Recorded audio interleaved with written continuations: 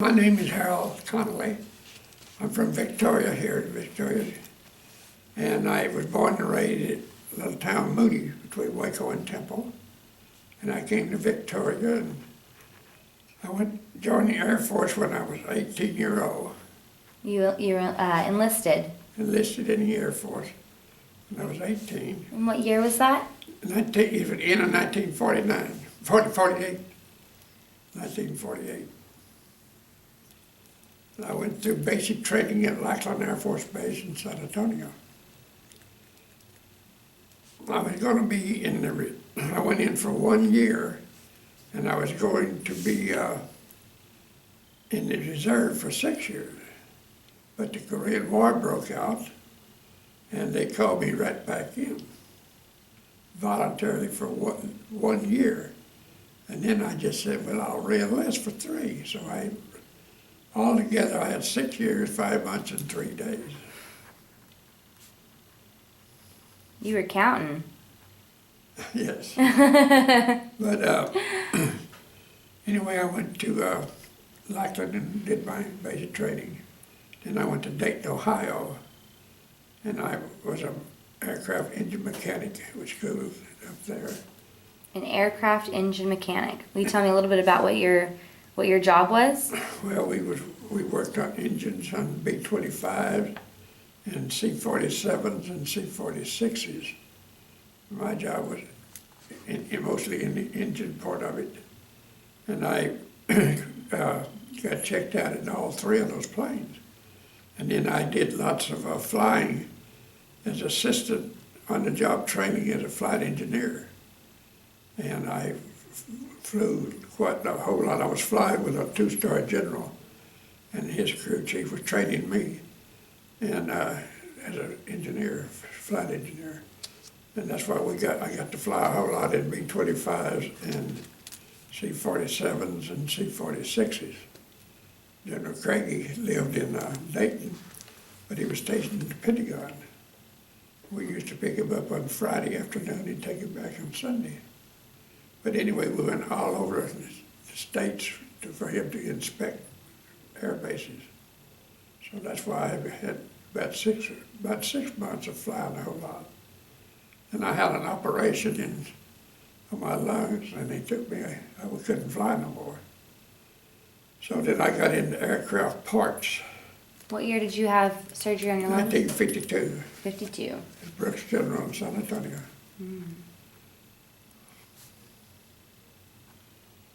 And 9 months later, they said, you're going to Korea.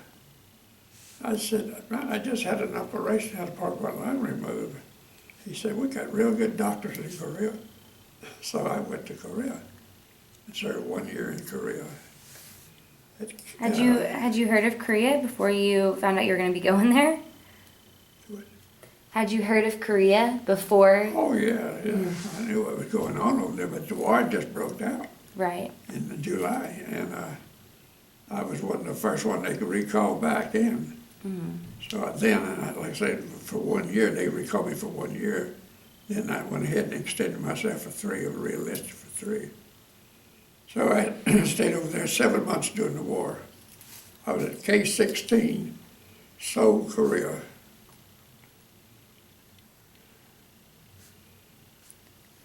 And But I went out of San Francisco on a USS Mitchell. I landed in Yokohama, Japan on the 24th day of December of 1952. And the next day or two, they flew me on to Seoul, Korea. 7 degrees below zero, and the wind blowing and snowing. on Christmas Day. On Christmas Day. Man. I was a staff sergeant at the time, and I was in charge they put me in charge of the 2 crib on the base, and I chased parts, received cut parts for aircraft that came back and shot up. I went to Japan 7 times in 1 year to get parts and everything, negotiate parts and everything for these airplanes. That was my biggest job. I had 5 Koreans working for me in the 2 Caribbean aircraft parts. They come back all shot up, so I had to get them. And Japan was a warehouse for all the parts was. So then in November, of course, I went to Japan 3 times on R&R, rest and relaxation. That was nice. But then I went 4 times chasing parts. I came home November in 1953. Did you ever engage in any serious kind of battles or anything? Did you ever encounter any the dangerous closest- situations? We had bombs dropped within maybe a quarter of a mile of us. And we had shells, they said there was 105s on top of our Quonset huts where we slept in our quarters. And it had lots of shrapnel all around us. But we were very fortunate that we didn't get but 1 man hurt that I know of. Well, that's good to He was hear. running and a piece of shrapnel cut his leg nearly off. But anyway, that was right there where I was. And we had snipers up in the mountains shooting. One guy was going to lunch, he got shot in the shoulder right there in front of us. So it was always, you're there. You could have any time. Tell me a little bit about the living conditions. What were you getting paid? How were you being fed? Where were you sleeping? I weighed 188 pounds when I went over there, and I came back 146. Wow. Well, the food, we got the Air Force got the food from the Army down in town, so sometimes they go down there in the truck and get it. Started back to the base, lots of these kids would jump in that truck. So we didn't have, they had to give us what the Army gave us. So I had 1 green onion, I think, the whole time at the base. Of course, when I went to Japan, I ate properly, lots. But living quarters, I was living in a Quonset hut. And I would, like I say, I was in the aircraft over there. I had my first sergeant in Brooks Air Force Base and I was together for 2.5 years at Centertown. When I got to Korea, Seoul, Korea, I seen a guy walking and he looked familiar and I hollered at him. He turned around, Harold, Mike, my first sergeant. So we stayed together about 6 months before he came over here. How many people were you in those Quantum huts with? There was about 16 of us in a Quonset hut. I was supposed to stay on the other side of the base, but since he was the first sergeant in the headquarters, and his colonel and my colonel got together, and they let me stay over on the where all the activities are. I didn't have to live in a tent over there, so I had it really nice for as far as living quarters. Do you recall how much you were getting paid? Well, I don't remember exactly. I had my check go to my wife's in Victoria here, and I was a sergeant of arms in the NCO club. So you were already married whenever, Yes, I got married in 1951. so right before you went to Korea. Right. So what was her reaction whenever she found out that you were going to be going overseas to a country she had probably never even really heard of? Yeah, what was her reaction? Well, I said I'd already been in service for about 2 years, and I had 3. So she was Expecting she it. knew what to expect. Yeah, Because when you're in service like that, things can happen. You're going to go, right. and that's what we did. But she came to Victoria working selective service.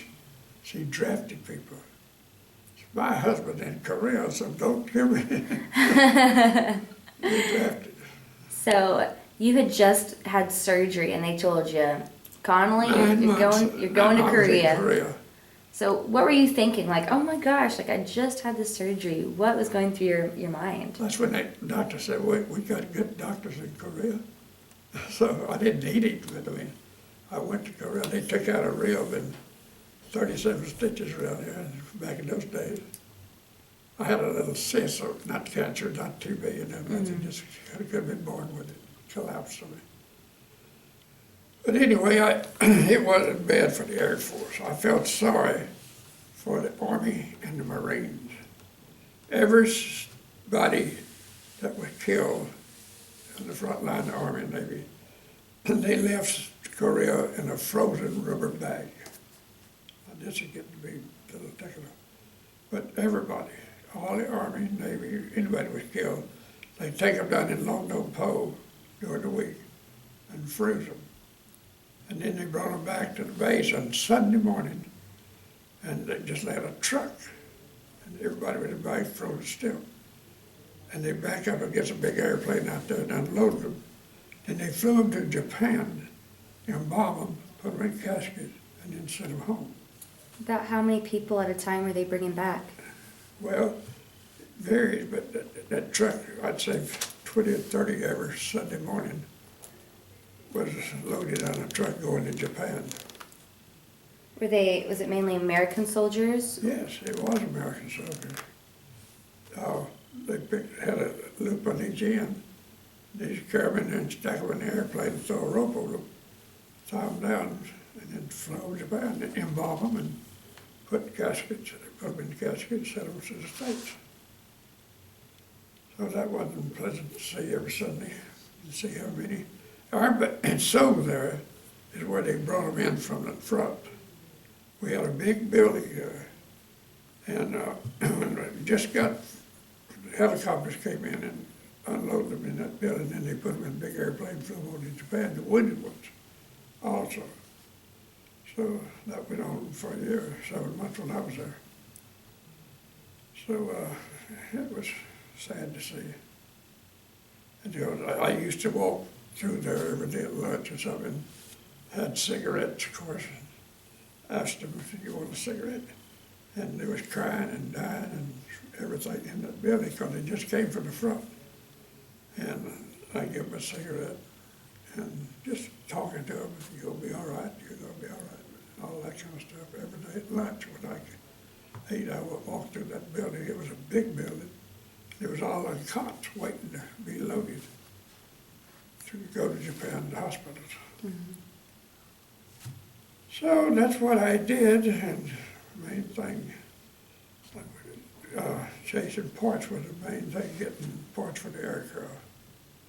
So we had to keep them flying. And we was a psychological warfare. We've had Korean women in B-25 had big speakers underneath the engine, the fuselage. Mm-hmm. And they talked to they flew over the line, front line up there. We wasn't but 9 miles from it. And they'd talk to the North Koreans, tell them you should go home to your wife and family. Why are you fighting for her? And all that propaganda, you know, the psychological. But another little thing we had for about 6 months, over 7, bid check Charlie. They would fly over us nearly every night, weather permitted. Ben check Charlie? Ben check Charlie. Okay, and what is Very that? popular. Tell me what that is. We had our radar set on top of a hill, Mm-hmm. mountain. And those little bitty airplane, North Korea planes, real light planes, would fly over and breaking our morale. We had to get up 3 or 4 times a night and go out to the sand trail. They'd drop out a hanger nade, they'd drop out a little 25-pound bomb, just enough to mess us up. We had to get up. Mm. And we got a Navy plane over there. They could fly real slow because they were little bitty planes. We put our radar down in the lower place and we could pick them up quicker. But that Navy plane shot down 4 of them one night. So then we got to sleep for a little while.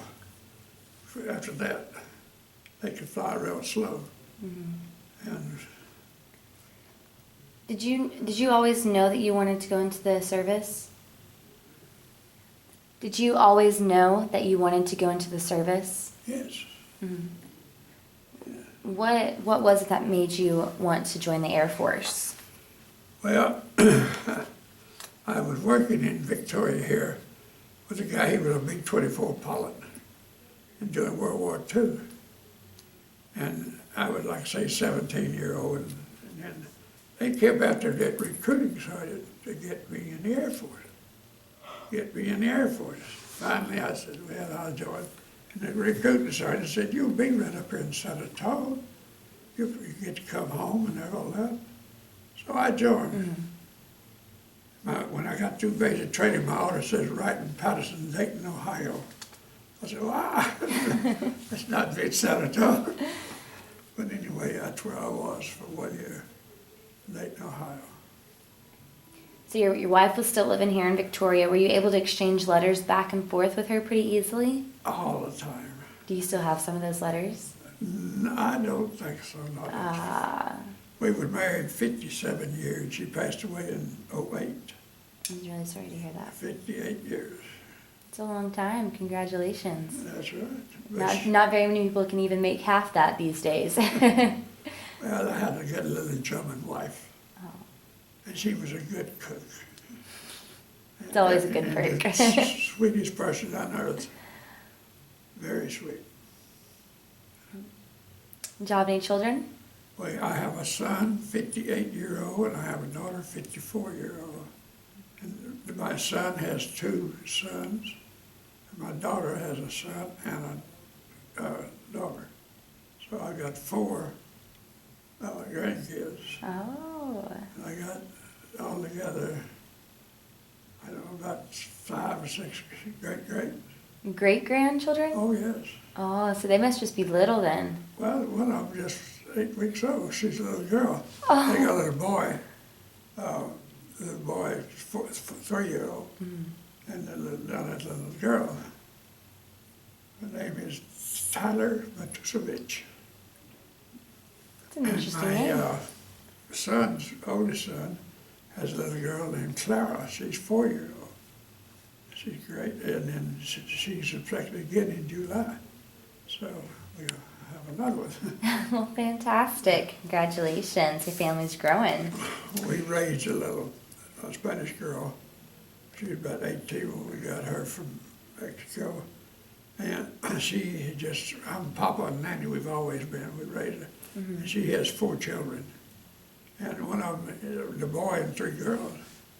And the girl is going to get her master's degree, the oldest daughter, the 16th of May. Next month she'll have her master. Wow. My grandson, he's in Brooks Army Hospital in San Antonio as a lab technician.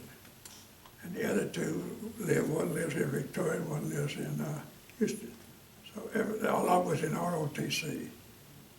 And I've always been Papa and Nanny. And they love me just like my own, and I love them too. So I guess that's my whole life.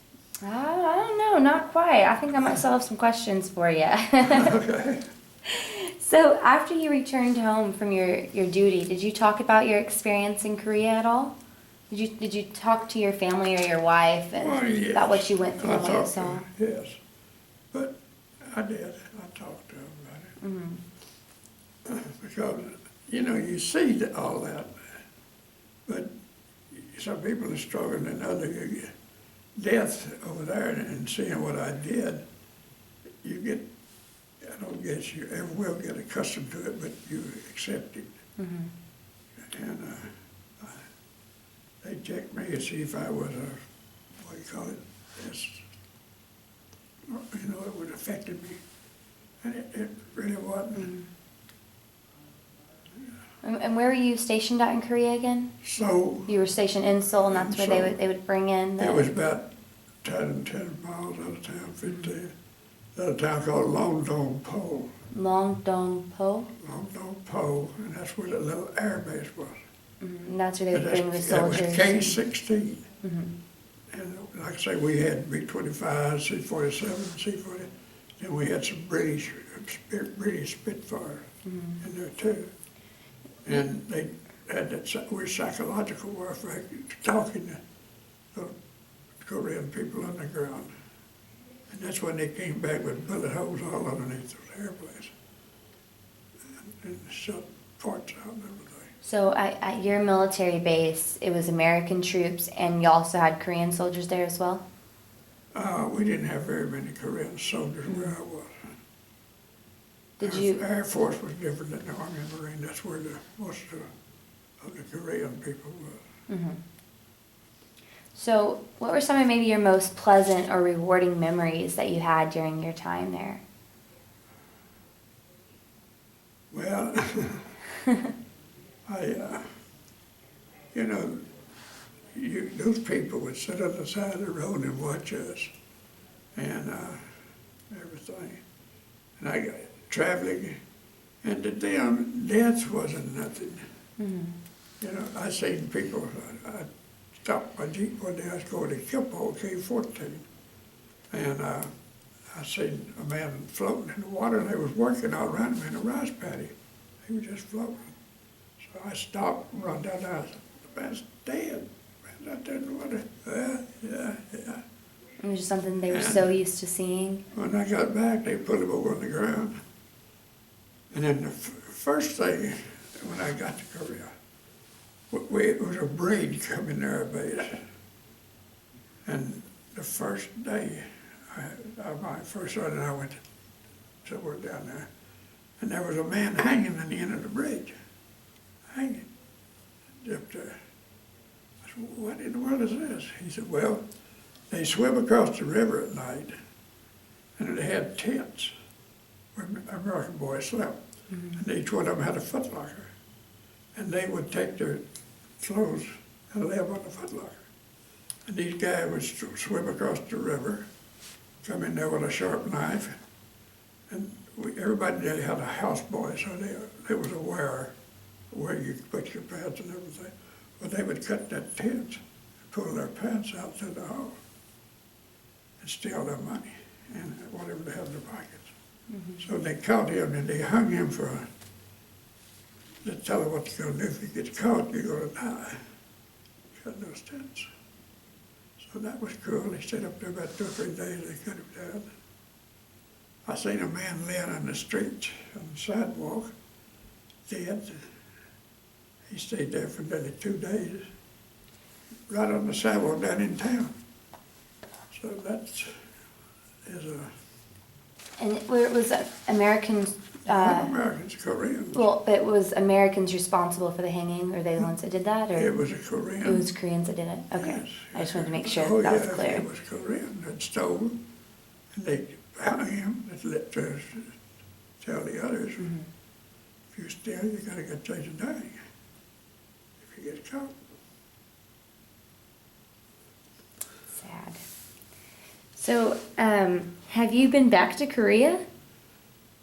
No, ma'am, I hadn't, but when they had that Olympics, what, 3 years ago, 4 years ago, looking at the pictures and everything, when I went to Korea, there was every building that was bombed out. I mean, every window, every building, and thousands of people down in town or so. But one thing they didn't bother was that the religion is, what is it, Buddha or whatever, you know, their religion, the big mount, that it wasn't touched. Really? Yeah, it was, what you call it, a Buddha or something. Buddha? Well, that religion, and they had Buddhism? Or, I'm not sure. It's their religion, but anyway, that big mountain was not hurt. Right there on Main Street, I remember that, just pretty. Everything else around it's destroyed except for that. Wow. Incredible. So, what do you think is the legacy carried on by Korean War veterans and the Korean War? What is the legacy? Well, you know, it's what they call it, what people forgets about and everything. They don't realize how many American soldiers we lost. It's 34,000 now over there overseas fighting Iraq there. And we lost more than that. We just fought 3 years. They've been fighting 10 years over there. So we lost as many in 3 years. 3 years as they lost in 10. Why do you think it's known as the Forgotten War? Why do you think it got that title, The Forgotten War, like you just said? Forgotten War. Where do you think that title Well, came from? the Vietnam boys, they got, I feel like a dirty deal when they came home. So they wasn't recognized and they said killing kids and all that. That's not true. And all that. But when we came home, we didn't get nothing. I mean, nothing. You just came home and went to your next assignment. There wasn't anything, but we didn't gripe about it. I mean, so we were just glad to get home. But the Vietnam people, they got criticized so bad. For people thought what they did. But a lot of that wasn't true. What people was wrong, some of them.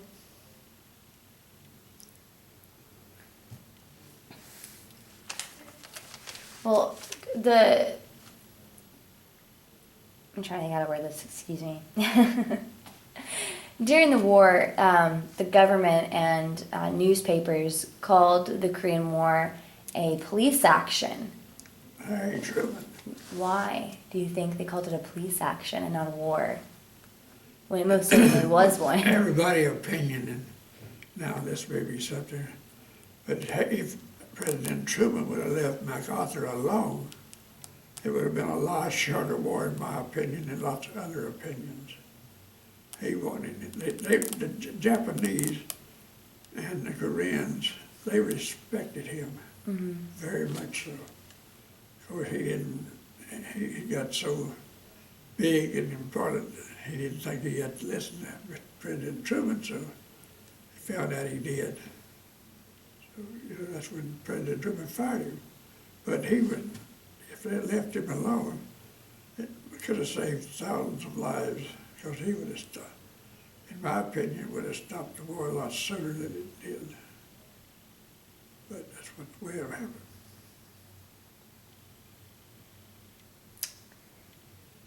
In 2013, we witnessed the 60th anniversary of the signing of the armistice, which was signed by China, North Korea, and the UN. And there's no other war in history that has lasted 60 years after an official ceasefire. What do you think that we need to do to put a closure on the war? We still have, 3,000 or 30,000, I don't know, boys still over there in Korea. And we just signed a peace treaty. We didn't sign end of the war, still active. Right.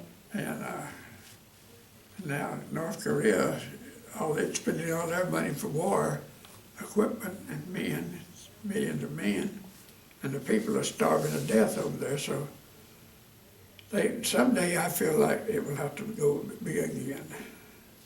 It's bad, but I think their leadership and everything, it's going to be another war in Korea. I do really believe that. Would you support a reunification if it were possible? Is it possible that they do? To do a reunification? No. To reunite North and South Korea? Oh, Do you think it would ever be possible? I think it's possible, but this young gentleman over there now, the president of North Korea, he comes and goes, but some of his older people, he don't listen to, and his daddy, he's very young, and I don't know, but he comes, for the last year or so, he's done different things to try to aggravate us. Mm-hmm. But I think he realized that he should not do that, because one little nuclear bomb on his could stop all that. I don't know. Do you think it's important for younger generations to know and understand the sacrifices that were made during Korea? Very much so. Mm-hmm. Very much so. That's why we went over to the University of Houston and gave a speech over there, 6 of us. What kind of speech? What we did over there, and tell them what Korea War was. Most of them don't. It was, that's 60 years ago, and right. they're young. They don't know, but we try to explain to them what happened and everything. Right. over there. Do you think that the Korean War Legacy Foundation is important and necessary, what we're doing here, interviewing veterans? Do you I think? think it's very important because that way some of the younger generations, future, if read this or somehow, and they will understand what happened and what people really did. I think it's very important.